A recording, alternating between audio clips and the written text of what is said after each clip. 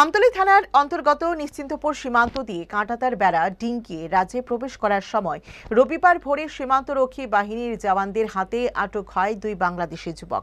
পরে সীমান্তরক্ষী বাহিনীর জওয়ানরা রবিবার দুপুরে বিধান বড়ুয়া এবং ঋতুর বড়ুয়া নামে দুই বাংলাদেশি নাগরিকদের আমতলী থানার পুলিশের হাতে তুলে দেয়।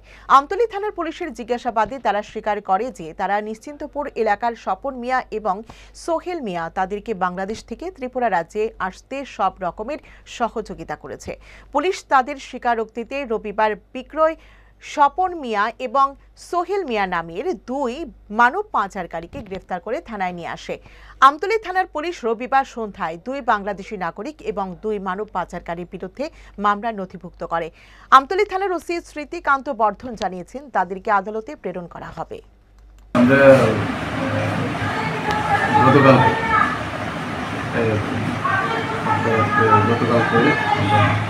নিশ্চিন্তপুর যে বিএসএফ এবং আমাদের যৌথ প্রচেষ্টায় আমরা দুজন বাংলাদেশি, একজন বিধান বড়ুয়া, একজন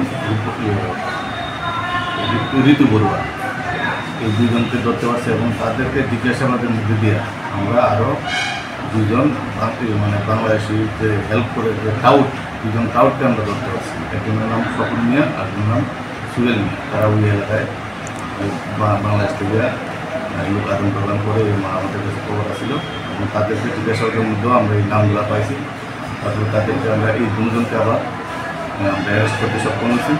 আজকে গতকালকে আমরা একটা মামলা নিয়েছি এবং আজকে তাদেরকে আমরা কোর্টে প্রেরণ করছি।